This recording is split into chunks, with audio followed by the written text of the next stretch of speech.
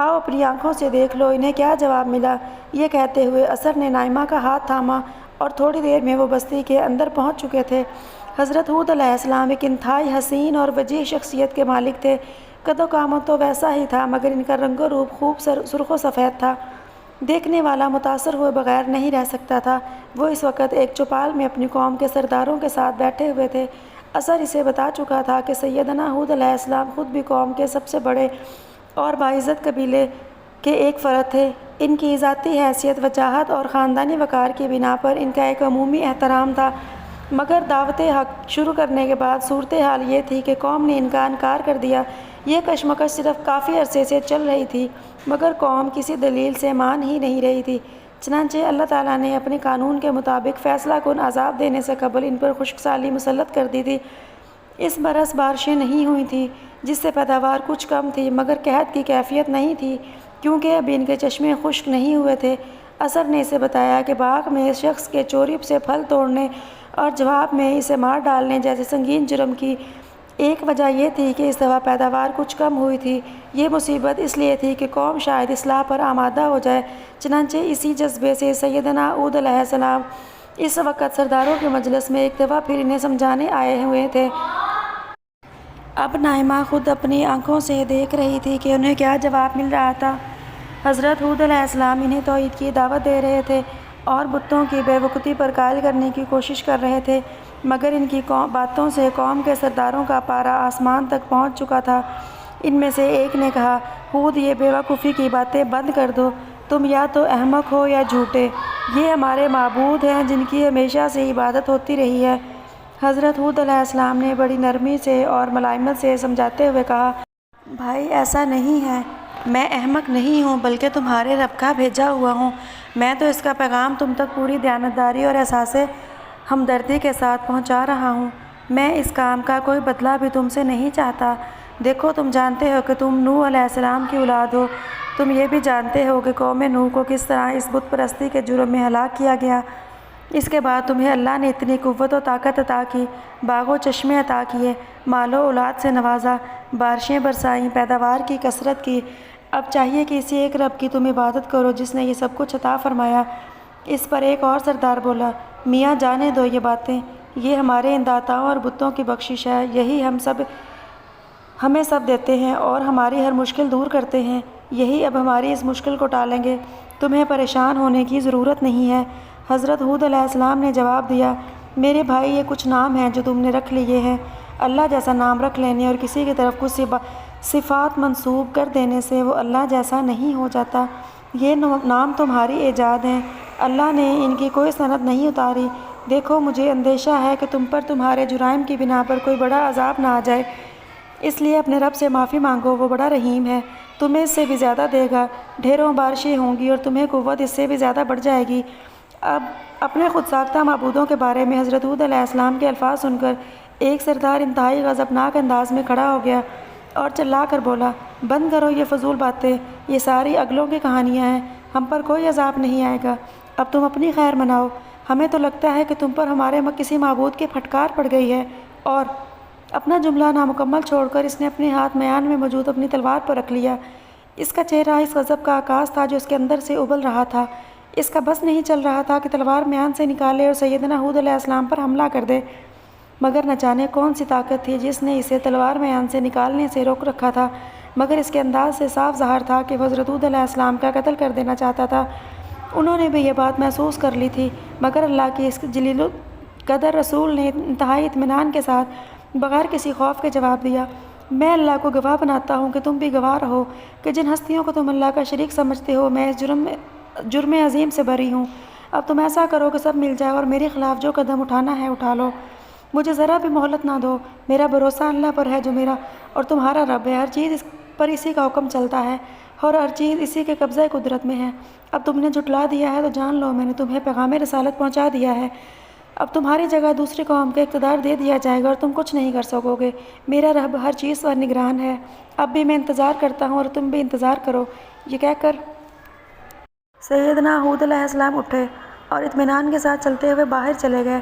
ان کے ساتھ 2-3 لوگ اور بھی اٹھے اور ان کے پیچھے پیچھے چل پڑے۔ نصر نے بتایا، یہ ان کے گنتی کے چند پیروکاروں میں سے کچھ ہیں۔ یہی وہ لوگ ہیں جن کی طرف سیدنا ہود علیہ السلام نے اشارہ کیا تھا کہ اب ایک دوسرے قوم کو عاد کی جگہ اقتدار دیا جائے گا۔ یہ اس قوم کے ساتھ سیدنا ہود علیہ السلام کی آخری گفتگو ہے۔ اس گفتگو میں فیصلہ کن بات ہو گئی ہے۔ حضرت ہود علیہ السلام نے نصیحت کو آخری درجے میں واضح کر دیا اور ان کی قوم جواب میں ان کے قتل کی دھمکی پر اتر آئی ہے۔ یاد رکھو، جس وقت کوئی قوم اپنے رسول کو قتل کرنے کا ارادہ کر لیتی ہے تو اللہ تعالیٰ اس وقت اس قوم کی مہلت ختم کر دیتے ہیں۔ تو کیا دشمن انہیں مارنے کی بھی کوشش کرتے ہیں؟ کیوں نہیں کرتے؟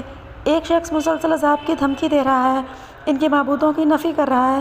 جواب میں قوم کا آخری قدم یہی ہوتا ہے کہ ان پر ہاتھ ڈالنے کی کوشش کی جائے، مگر اللہ کے فرشتے مسلسل رسولوں کی حفاظت کرتے رہتے ہیں۔ مگر فرشتوں کی یہ حفاظت کیسے ہوتی ہے؟ میں نے فرشتے نہیں دیکھے۔ کیا میں فرشتے دیکھ سکتی ہوں؟ نائمہ نے پرشوق انداز میں کہا، فرشتے تمہیں بعد میں دکھاؤں گا، پہلے یہ دیکھ لو کہ یہاں کیا ہوتا ہے۔ یہ چوپال والی گفتگو سے اگلا دن تھا۔ سورج طلوع ہو چکا تھا۔ قوم عاد کے تمام چھوٹے بڑے اپنی بستی کے مرکزی عبادت گاہ میں موجود تھے۔ یہ عبادت گاہ ایک بلند پہاڑی ٹیلے پر واقع تھی اور قوم عاد کے فن تعمیر کا بہترین نمونہ تھی۔ بلند و بالا ستونوں پر قائم یہ عالیشان عمارت زبان حال سے ہر دیکھنے والوں کو یہ پیغام دے رہی تھی کہ قوم عاد کو کبھی نہیں مٹنا، اس عظمت کو کبھی فنا نہیں ہونا۔ مگر اس قوم کو متوقع قحط سے فنا کا جو خطرہ درپیش تھا، اس نے ساری قوم کو یہاں آ کر اپنے جھوٹے معبودوں کے سامنے گڑ گڑانے پر مجبور کر دیا تھا۔ اس مقصد کے لیے قوم عاد کے تمام بت سامنے رکھے ہوئے تھے، پروہت خصوصی پوجا کروا رہے تھے، جس میں بارش کے لیے خصوصی دعائیں کی جا رہی تھیں۔ یہ زمانہ زرعی دور کا تھا۔ سب کو معلوم تھا کہ پچھلے برس بارش نہیں ہوئی ہے۔ اس برس تو زمینی پانی خشک نہیں ہوا تھا، مگر دوبارہ بھی بارش نہ ہوئی تو زمین کا پانی خشک ہو جائے گا، جس کے بعد قحط کی مصیبت انہیں گھیر لے گی۔ اسی صورتحال سے بچنے کے لیے وہ اپنے معبودوں کو پکار رہے تھے۔ اثر اور نائمہ بھی اس مجلس میں شریک تھے، مگر وہ اجتماع میں نہیں کھڑے ہوئے تھے، بلکہ اثر نائمہ کو لے کر مندر کی چھت پر چڑھا ہوا تھا۔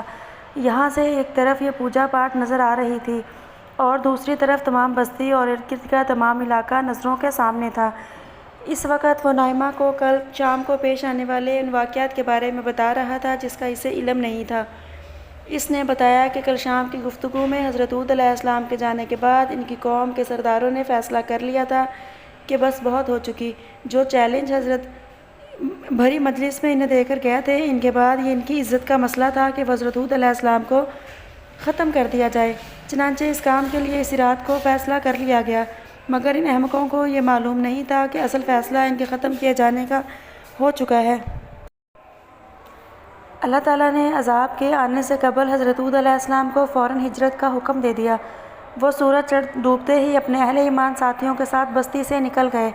قوم عاد کے سردار جب ان کے گھر پہنچے تو وہاں کسی کو نہیں پایا۔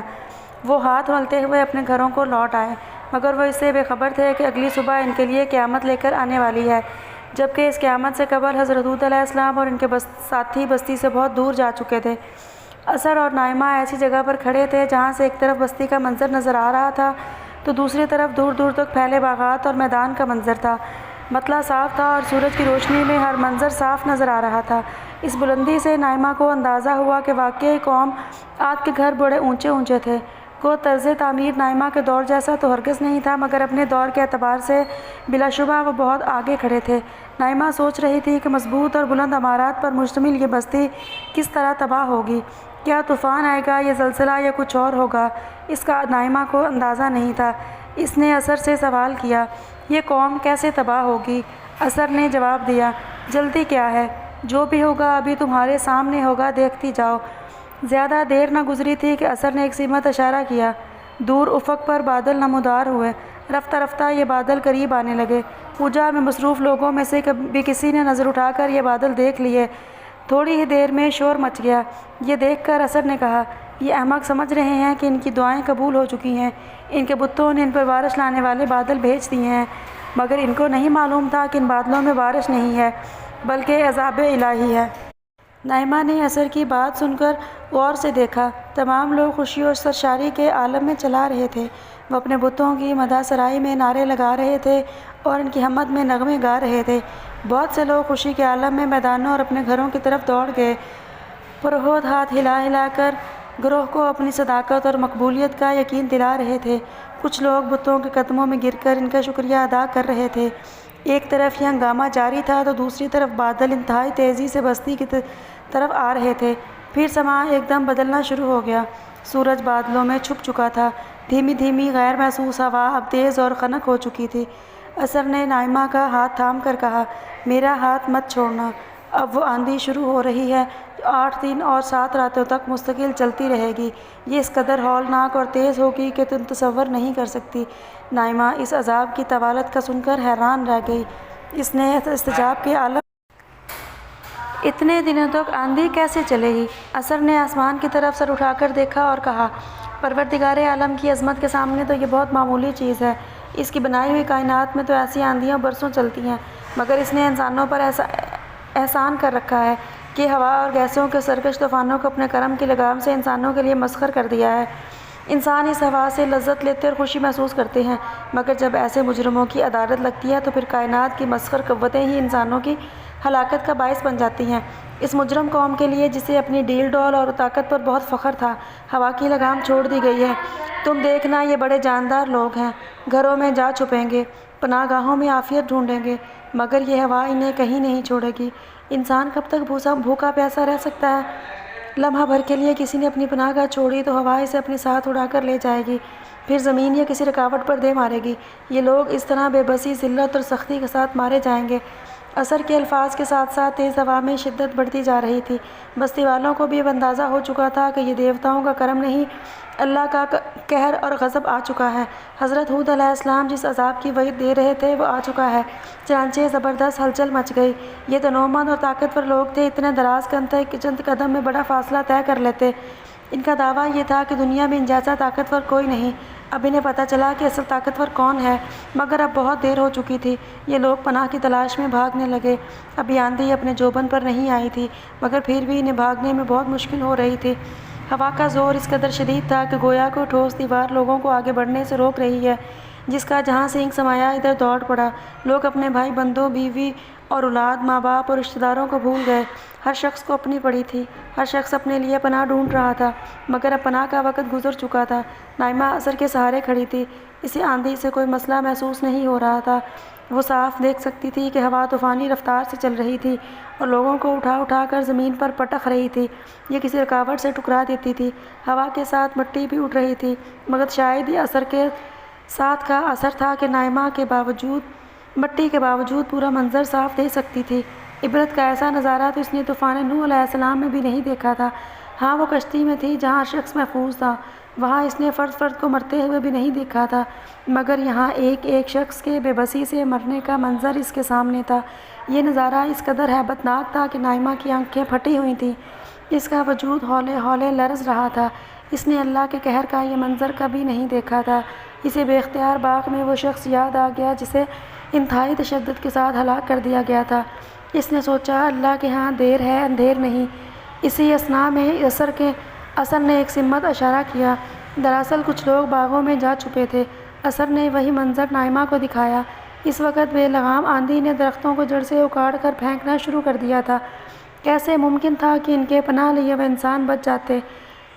ایک طرف کھجور کے درختوں کے تنے لڑکتے پھر رہے تھے تو دوسری طرف قوم عاد کے تنوں جیسے تنومند مگر مردہ وجود ہوا کے زور سے لڑکتے پھر رہے تھے۔ ایسی عبرتناک موت! بے اختیار نائمہ نے اپنے دونوں ہاتھ جوڑ کر چہرے پر رکھ لیے۔